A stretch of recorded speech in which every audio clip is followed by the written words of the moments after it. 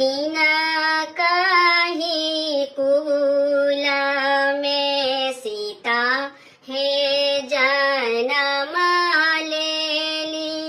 तीना कही कुल सिरी रामयो।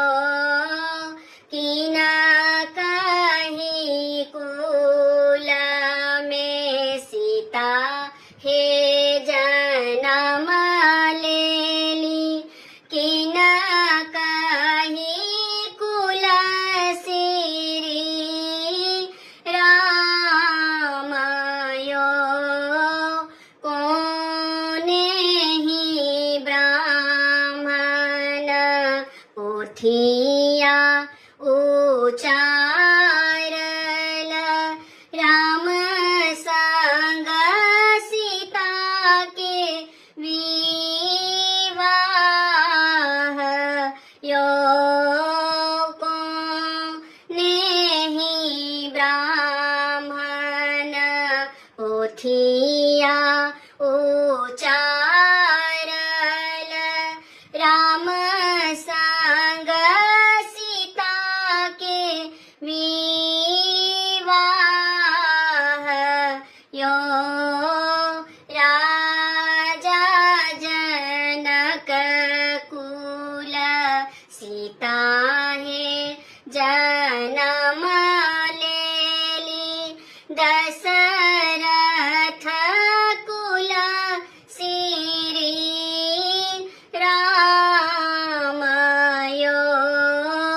राजा जनक कुल सीता हे जन्म लेली। दशरथ कुल सिरी रामयो। नारद ब्राह्मण पोथिया उचारल। राम संग सीता के विवाह यो। नारद ब्राह्मण पोथिया उचारल। राम संग सीता के विवाह यो। कहाँ माही छूटल सुपति माउनिया। कहाँ माही छूटल सब लोक यो।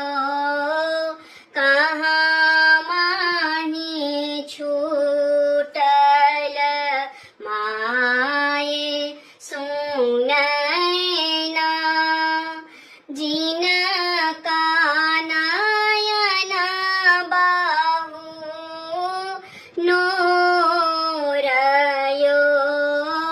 कहाँ माही छूटल माए सुनैना।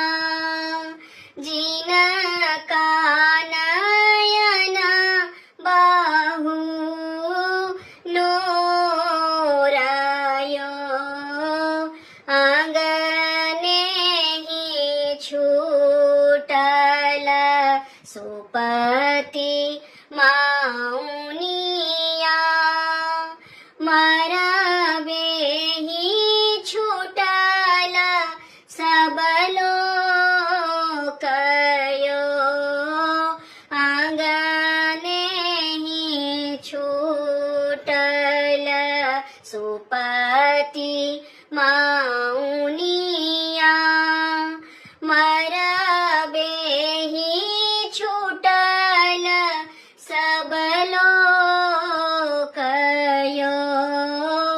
मंदिर ही छूटल माए सुनैना। जिन